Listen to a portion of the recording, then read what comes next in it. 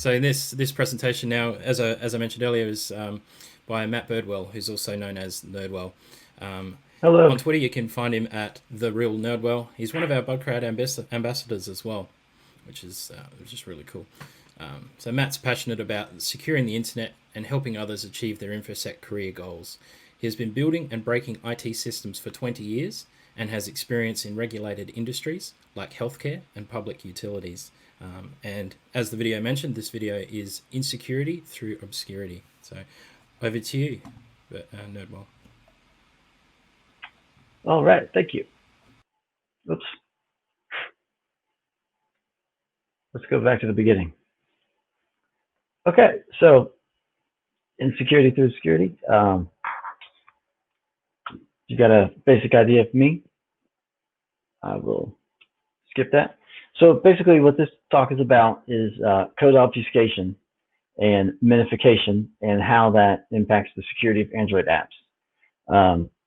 I came across it basically through some actual applications that I was working on.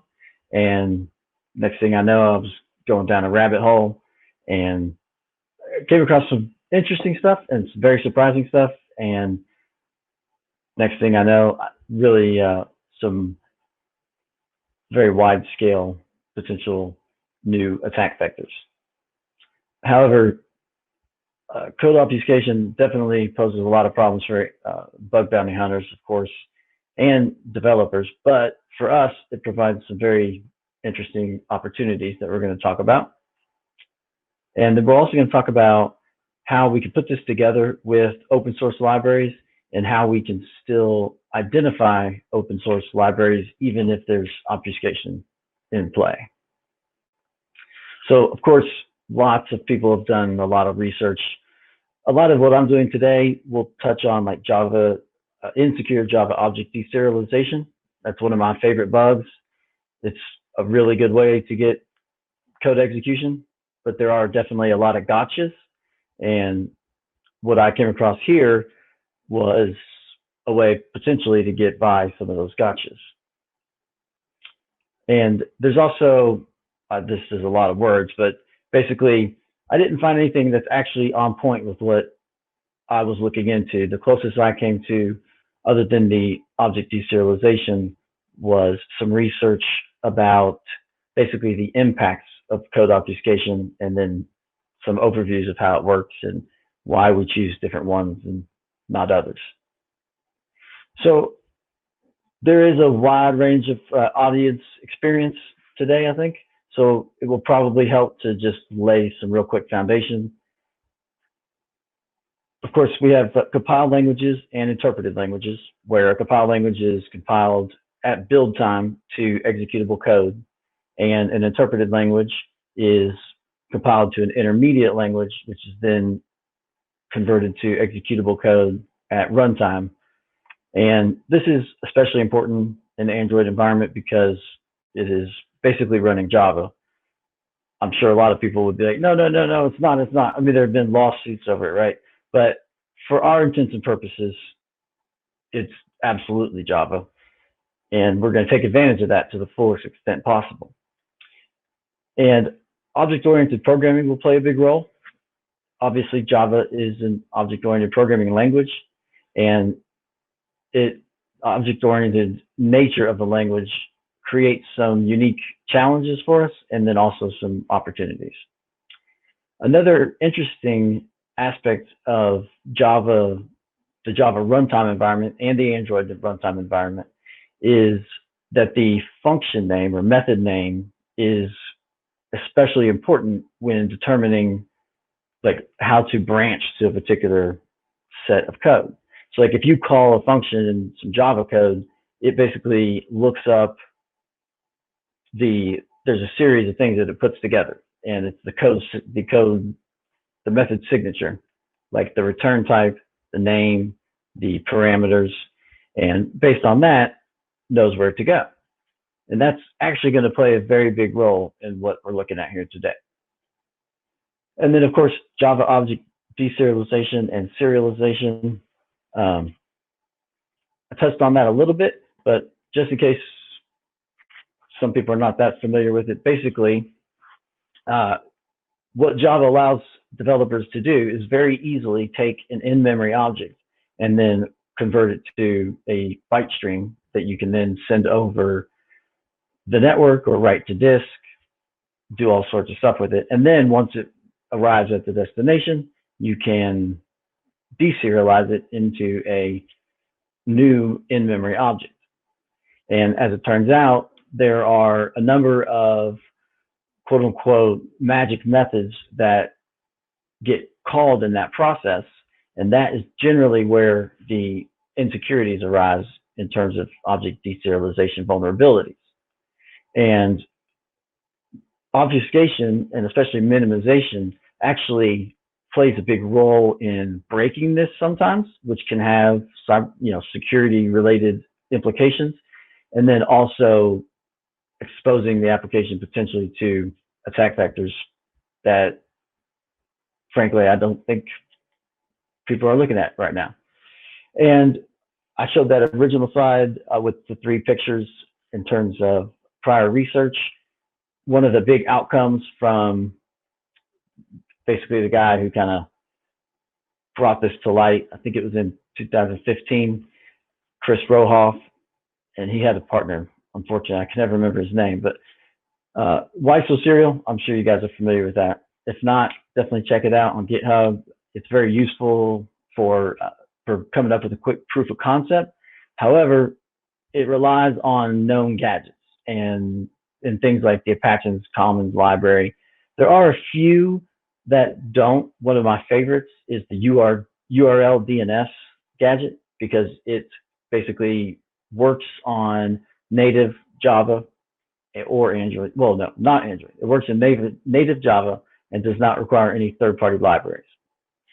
But it does not work in Android, which is a bummer, because actually Android relies on deserialization a whole lot. Like basically every time you want to send data, to any significant amount of data, to another application through an intent, one of the most popular ways to do that is with parcels and bundles, which implement a special type of serialization. Okay, so what got me into this was I was hacking on an Android app, and basically super duper difficult to get through. But it was not something I had not seen before. Anyone who's done some web hacking has seen minimized JavaScript.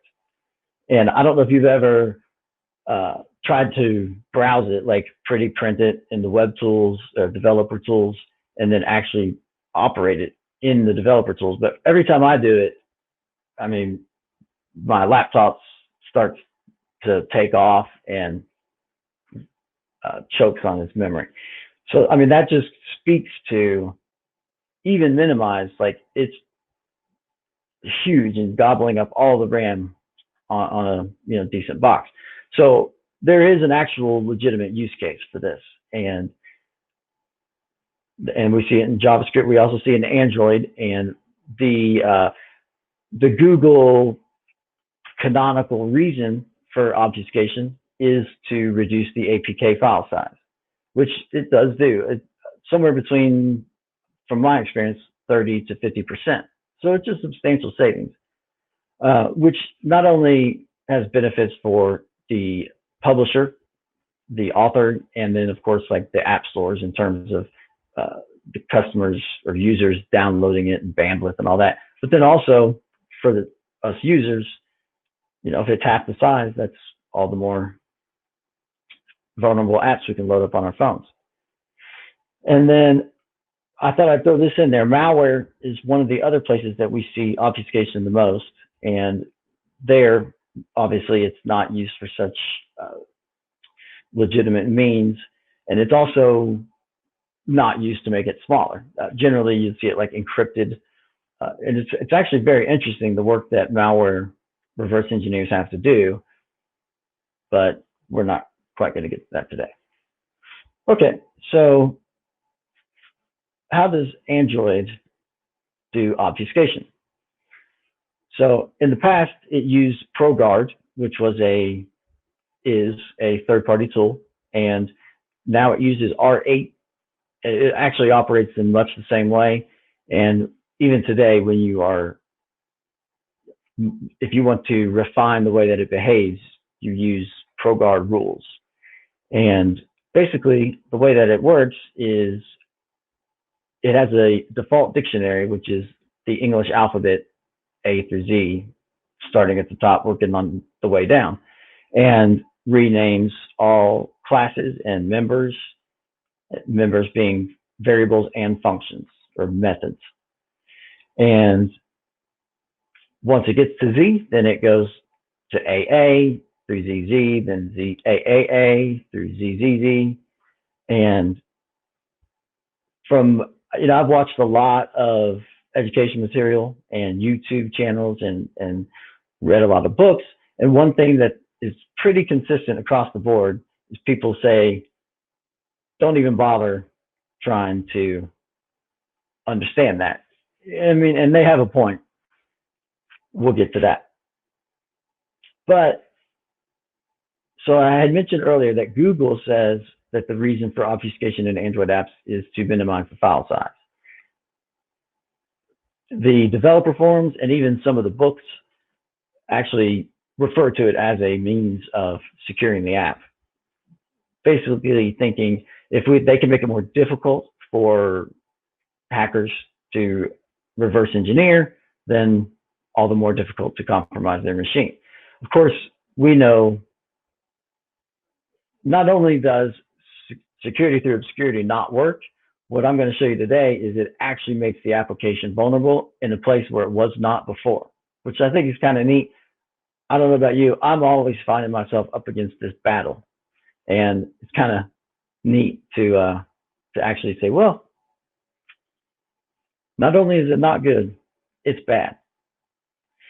Okay, and I put these exclamation points here. They basically come straight from the Android documentation, which says, don't use the ProGuard rules to tell it to not change the name of your application entry points, which is important because if you renamed certain key functions or classes to AAAA, how would anyone know how to call it?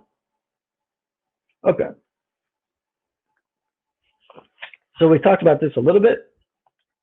If you've ever reversed an application, an Android app that's been obfuscated, then you'll recognize this tree on the left. I just took this from some random application, making sure it didn't have anything. I did check before, but yeah. So that's what it looks like. And of course, trying to make sense of that, and especially trying to walk a hierarchical object-oriented structure it's mind-numbing. I mean, very, very difficult. And it actually, even a lot of the application, automation tools that we have, don't handle it very well, especially the ones that work on things like Java object deserialization. They rely on those magic methods names, and if that magic method has been either removed from the app or renamed, then it doesn't know what to do.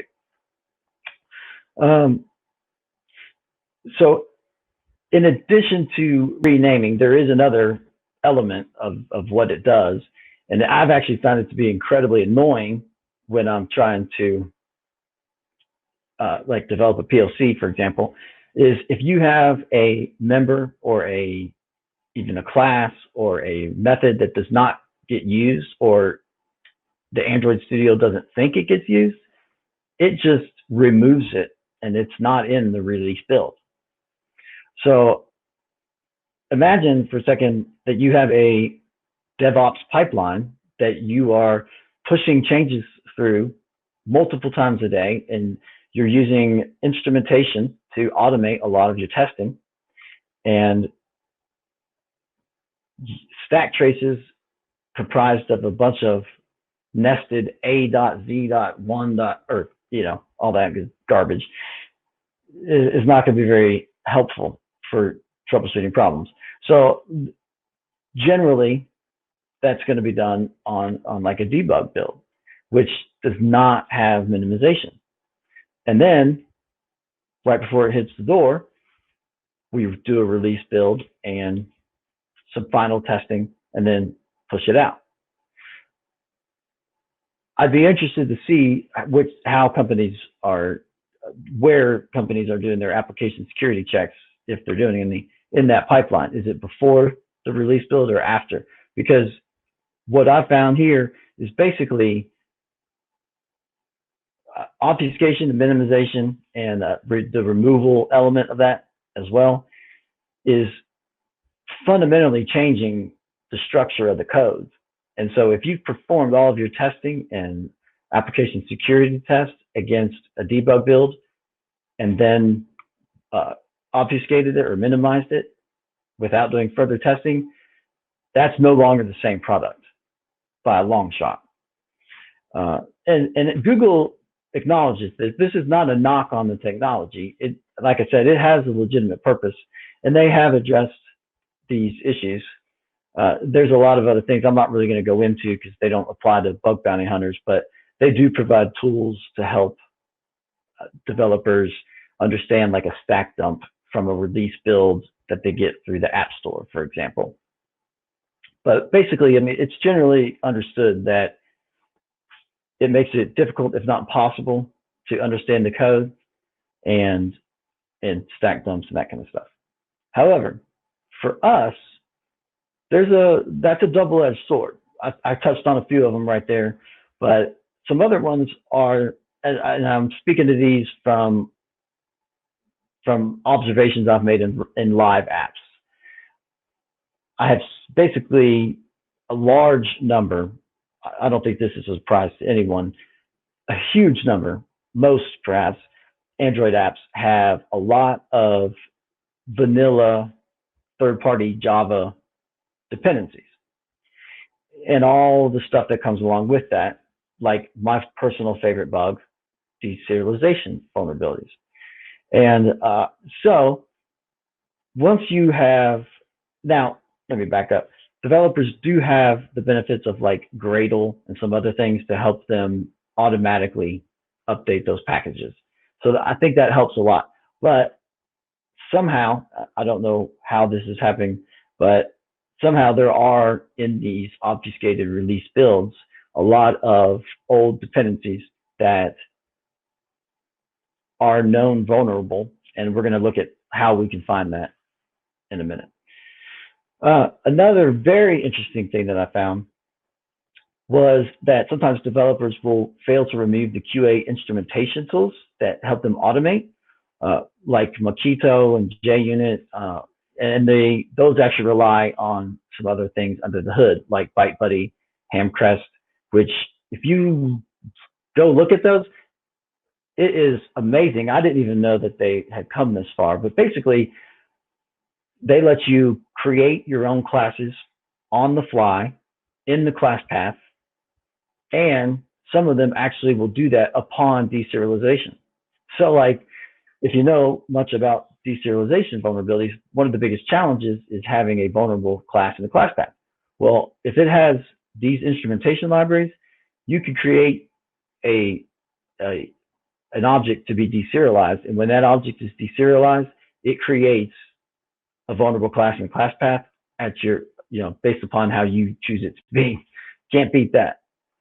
And then I touched a little bit on, it does hinder automated tools a lot, and especially the removal aspect, like read objects is a good example. So when you have a serializable Java object and you basically hand it off to be deserialized to the underlying API, it calls this magic method read object, and also like read resolve and read write, something like that.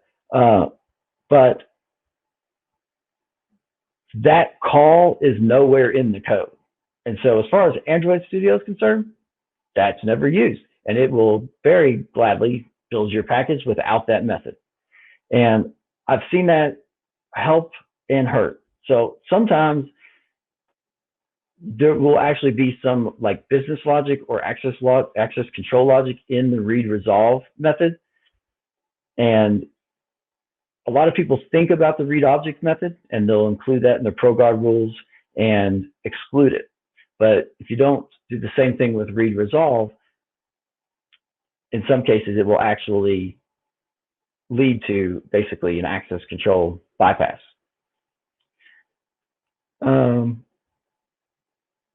And that, so I see this as an opportunity. Obviously, you got to get pretty deep in the weeds on this, and every single application is different. So there's no doubt. I mean, it's difficult. It's hard to automate, and there's a lot of risk that you are going to basically come out the other end empty-handed. However, definitely is less competition, which generally means fewer dupes, and the nature of these bugs that you will find when you do find them is pretty severe. So, maybe a quality over quantity thing to juggle there. And then again, I put this as an opportunity because the don't change name of app entry points, because a lot of times developers are just either going with the defaults or it breaks their app. Like if you Google ProGuard broke serialization, it's all over the place. And they're like, oh yeah, just copy paste this one thing off of Stack Overflow and it works. And it works, but who knows what else it's doing in your particular app. And then one last thing I'll add on this is every time that you rebuild the app, it changes the obfuscated result. And so there are several opportunities for the bug bounty hunter as a result. The first is obviously new bugs, but then the second is like entirely new code paths that the developer did not intend and in fact could not have anticipated because they did not exist at the time they did their testing. They did not exist until after it was released or obfuscated in a release build. So, I mean, that's pretty neat. Okay. So a couple novel attacks. I say that because I could not find any other instances of it. So if anyone is doing it, I apologize for that. But basically, we're going to treat the Android app as a Java app. And in fact, what I generally do is run dex to jar and actually convert it to an actual Java app. And what that lets you do is, so if let's say there's a vulnerable object class with the deserialization bug, it actually lets you just run Java to see it at the command line, -jar with what was an APK but is now a jar, and you can instantiate that class and create your own instance, and it makes it a little bit easier to attack. It also helps you, so if you can, so like I actually do most of my Android testing on a non-rooted phone, which obviously makes it difficult. It's probably silly of me, but it's just, there's several reasons why I do that. Anyway, what helps is being able to take that APK, convert it to a jar, and then if I want to exercise a particular code block, I can do that, and I can do it in a environment where I have debug capabilities, and I don't need root. So I'll touch on this again. The method name is central to resolution and invocation of function calls in Java. And so what happens is, I'm going to show you a better picture here, but I'll explain it now. If you have two classes and they have the same parent, and one of them, let's say it's a person class, and you have man and woman, and woman has a function that man does not have, and man has a function that woman does not have. and then you uh, obfuscate those classes, it's just going alphanumerically. So the function that the woman had that the man didn't could become C, and then the function that the man had that the woman didn't also becomes C. And you get in this situation where if you can get the application to deserialize the wrong class, and that vulnerable read object implementation calls C, you've just expanded the potential range of gadgets substantially. And I'll explain that a little bit more in a second. Okay, so thinking of this in terms of a tale of four classes. What we have on the left is a friendly class, to the right is a vulnerable class. So not necessarily evil, just a third-party library that no one realized is vulnerable.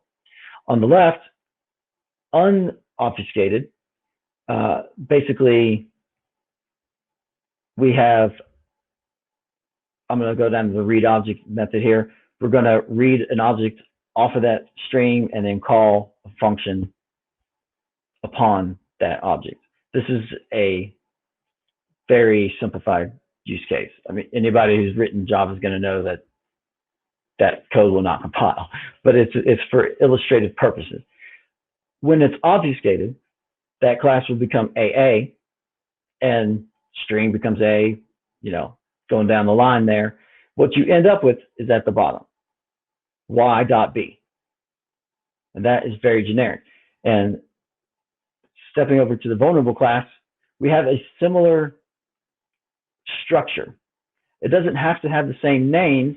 And in fact, that's where the novelty of this comes from. So in this instance, also in the read object, we instantiate it and we call upon a function upon the instantiated object. But that one has a different name. It's run command, and it runs, the shell. Well, when we obfuscate that, we get BB and so on. Moral of the story being the very last line. In both cases, you end up with y.b. And so if you are attacking an application and looking for vulnerable Java object deserialization, a key element to that is a class in the class path that you can deserialize and that has a function with the same method signature as that which is called in the vulnerable read object method. And that's a mouthful, but what this does is instead of having to call my full name upper, which is very unlikely to exist in any other class, now all you have to have is a class with the function B, which is basically every class. And now the key there, though, is being able to get it to deserialize it. But look into deserialization, and we're not actually worried about it completing the deserialization process. So kind of neat. And so I've illustrated it here a little bit. Basically, if I was to take the unobfuscated vulnerable class from the first picture over here and pass it into this read object method, I would get, amongst other things, no such method error. If I take this BB object serialized and hand it to this read object method, I get profit. Okay, so with that, let me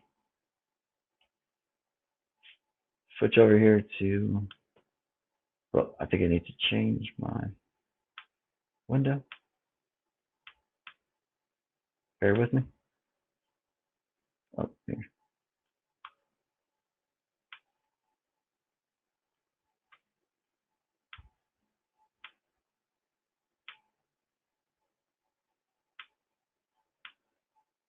Okay.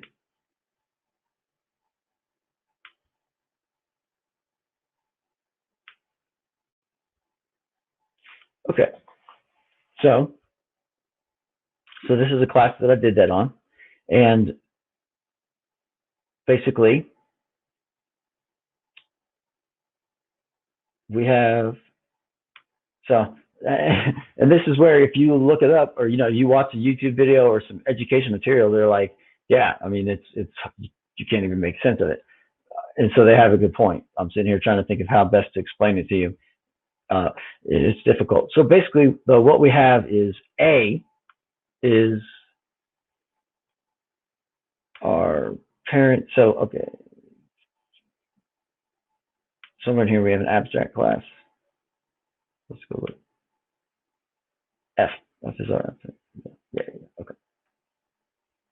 Okay. So basically, in my source code, and this is just a real basic PLC. We have a root level abstract parent class, and it's got just some random function. It's not defined here, other than the fact that it exists. So it has to be declared. It's declared here, not defined in the child. So D and E are two classes, basically like man and woman as I just was describing before, that extend that abstract class and implement some unique behavior of their own. And what you end up with is, if you look here, so A comes from, well, they have their own A, and then they have A as is defined in the parent abstract class. And the key here is, if you look here, they have the same name, same parameters, same return type, meaning they're the same signature. And being from the same parent, you can craft a payload that will get D to deserialize E. And well, I think it's the other way around, that they're vulnerable. I have to look, but that's the basic premise of it. And it's actually all over the place once you start looking at it. Once you start considering proxy classes and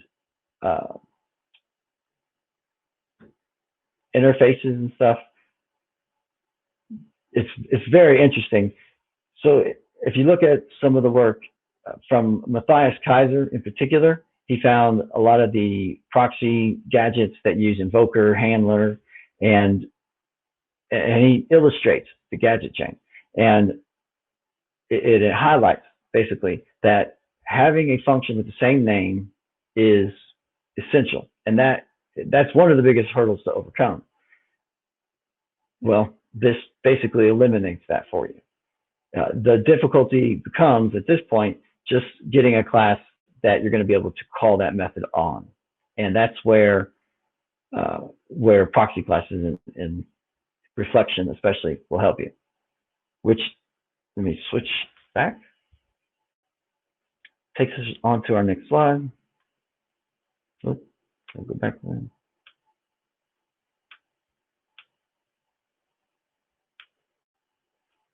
Yeah. Okay. Okay. So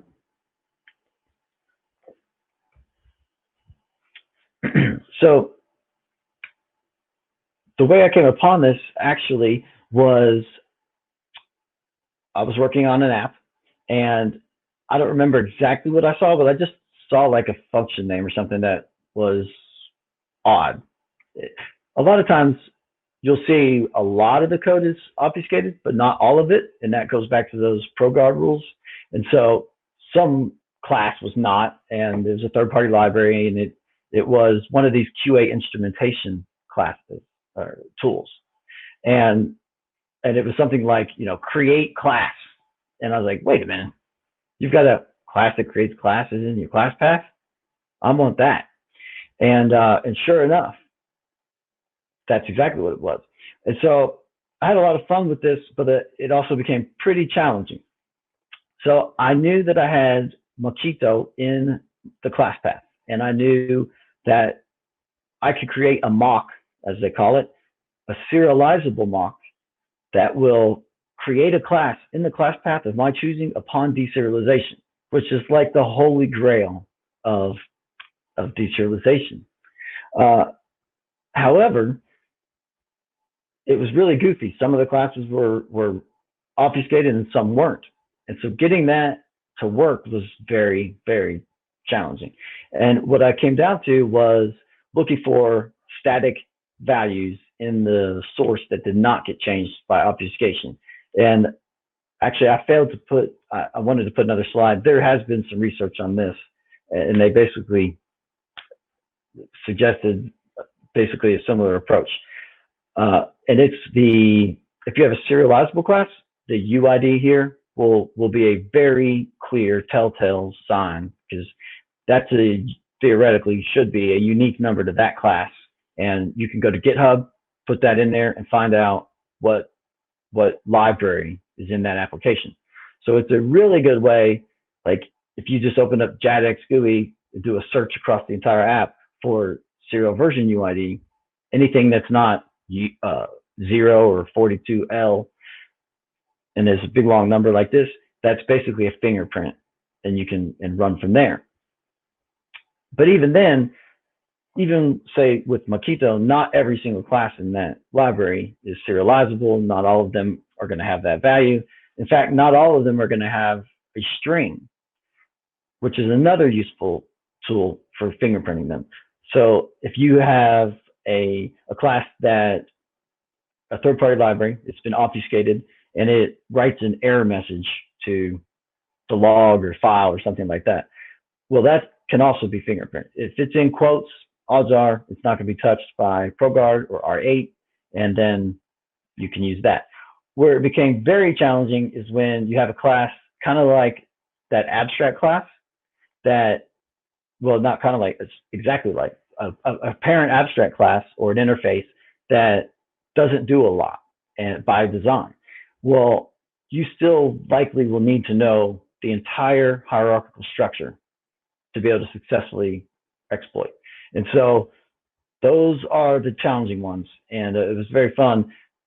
The approach I took was basically established all the ones that I can using the static fingerprint capabilities, and then literally go through the remaining classes by hand and say, okay, so like this one imports these libraries, and then it's got these variables of this type, and then they're all gobbledygook names, but I know the type, and I know how many functions they have. I know what they return.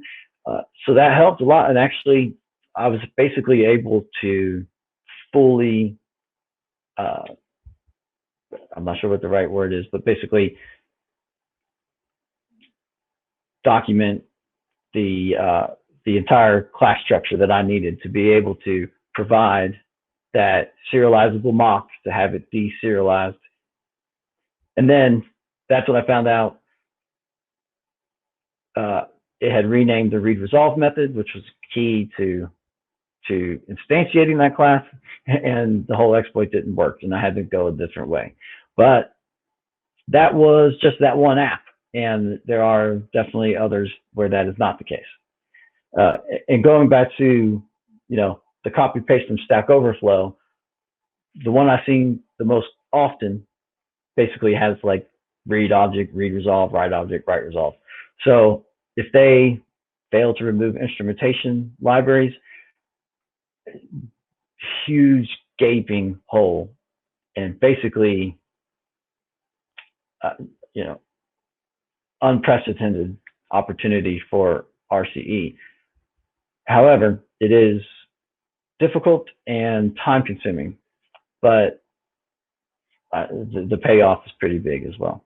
Thank you very much. That was certainly was a real deep dive into object deserialization in Android.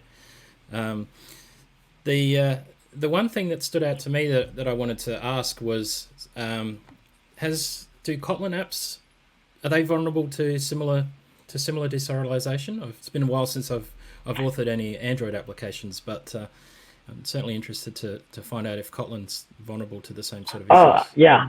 Actually, that's something I want. That's not my next, but it's on the list. I basically have zero experience with it. But what I did find as I was going through there is the way that it's implemented is using basically these new, it uses lambdas a whole lot.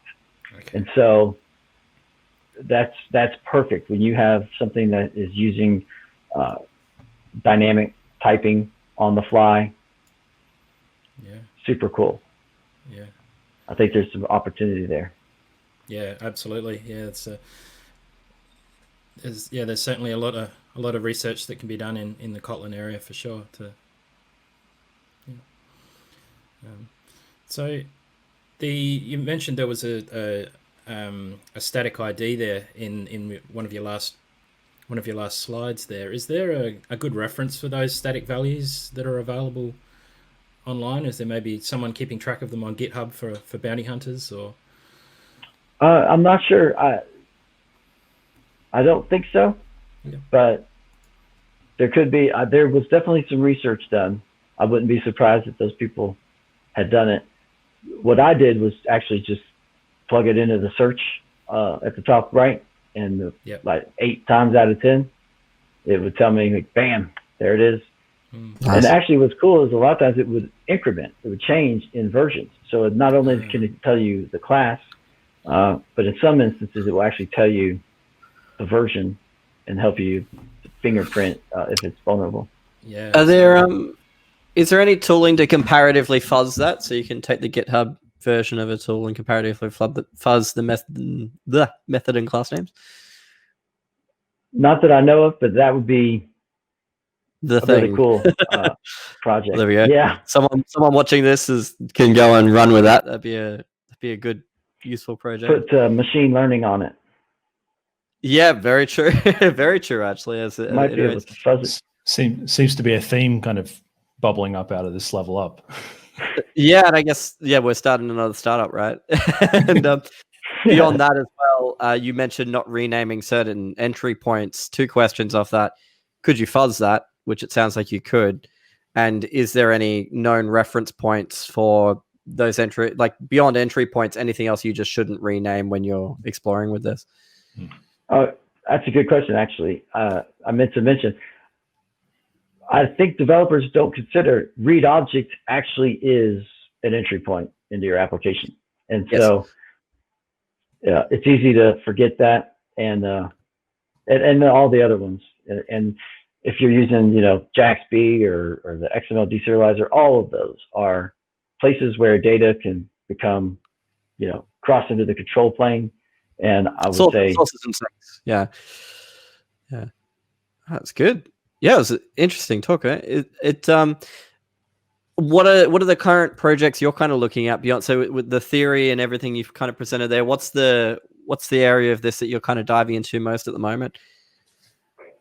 Well, actually, I guess the Kotlin is the thing I end up spending the most time on, just because, the problem with this is that it's incredibly tedious and time consuming, and next thing you know, you're like, your head's spinning.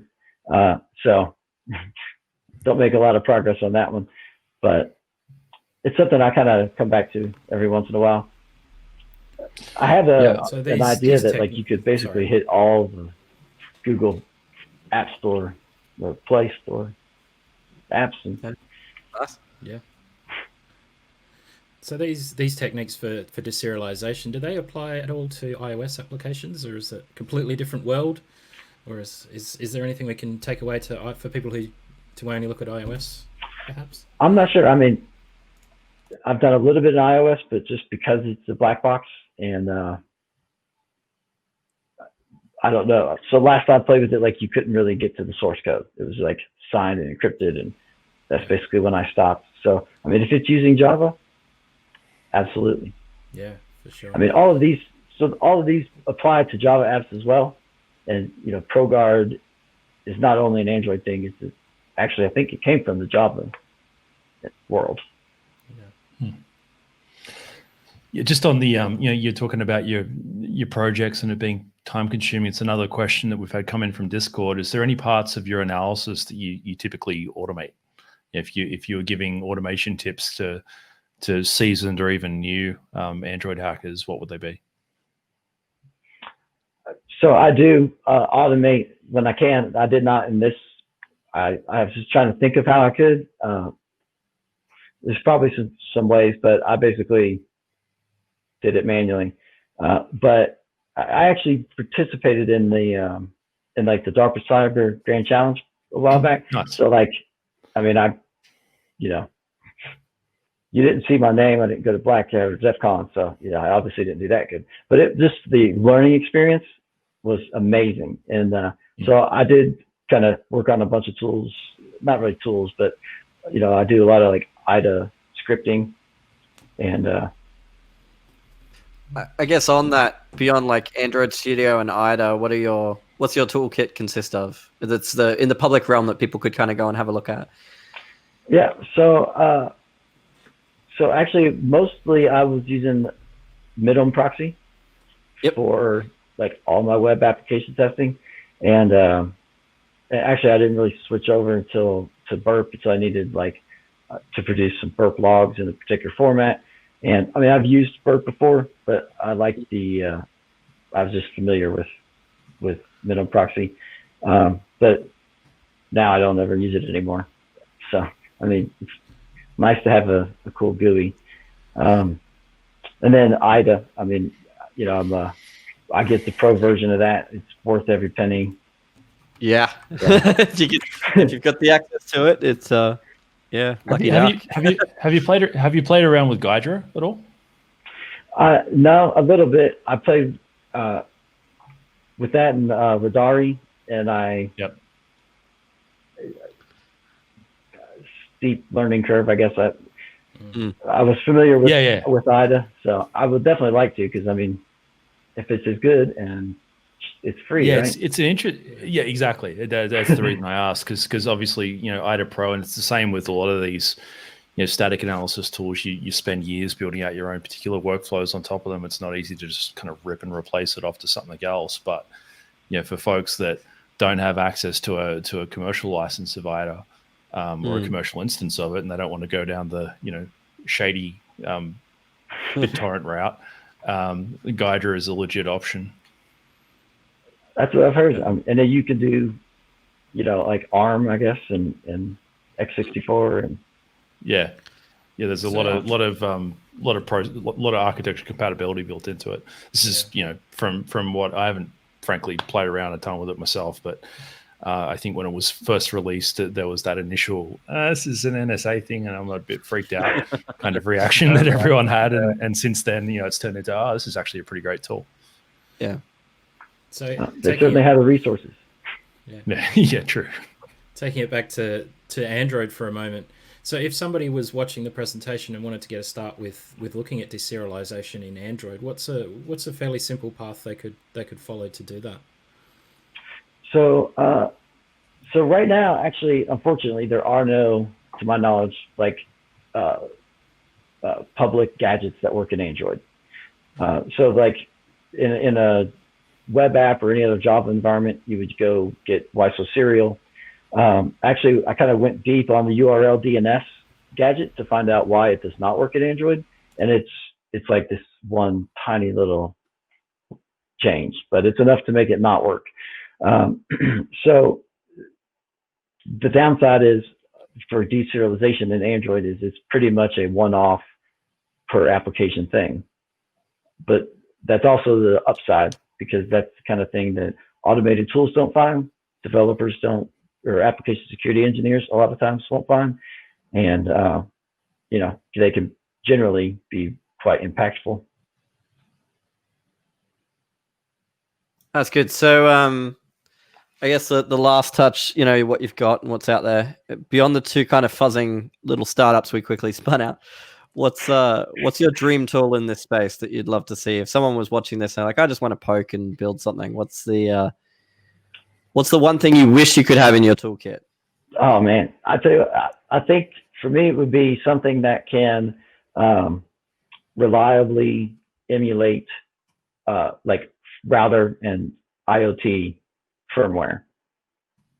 That has NVRAM. That you don't have to auto like. I can always get it to go until it needs to hit that, and then I have to go like compile my own nvram.so. So that would be cool. That's interesting. Are you aware of anyone who's, so you're talking about like virtualization, kind of bare metal level virtualization of Android? Is that accurate?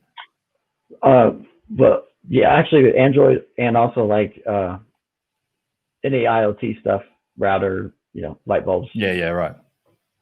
Got it. So I actually started playing around with, I got a Raspberry Pi and a BeagleBone Black. So I was able to do some of that and, actually just run the firmware on it. But there's still some use cases where being able to run it in QEMU would be helpful. Yeah. And still a very manual process. There's a lot of good tools. Yeah, no, for sure. I was just checking that because I know of an organization that's working on that. I don't think they've released it yet, but when cool. they do, we'll make a bit of a to do about that, because it's a common thing. I mean, it's access to hardware, all the variations of different hardware that exist out there. It applies to like major IoT, like automotive hacking, all sorts of other stuff as well. So the idea of simplifying that and making it available as a platform is a pretty neat thing. Yep. And yeah, and like being in the critical infrastructure space, there's a lot of stuff that we can't really probably test because it can get physical. You could virtualize. We'll talk about, I imagine, too, right? Well, that would be awesome. We got one more question that came in from Discord from Fat Fred. Will you be my sensei? No. Well, I think I know Fat Fred. I'll be yours if you'll be mine. Oh, there you go. Mutual sensei. It's all happening at Level Up. Now, look, as we wrap up, mate, I really appreciate the you going through all of that. Is there any kind of parting comments you want to make to the viewers? Just have fun, stay positive. Hack for fun, and hack the planet. Hack the planet. Awesome. All right. Well, thank you so much. And yeah, if you want to, if you're able to jump across into the Discord as well, reminded everyone who's viewing that we are on Discord. So discord.levelup.sh if you haven't signed up already, or if you are, we can carry on the Q&A and go a little bit deeper into that stuff as well. There is the QR code. Thank you very much, Amp, for spotting us in the control room there. And yeah, thanks again.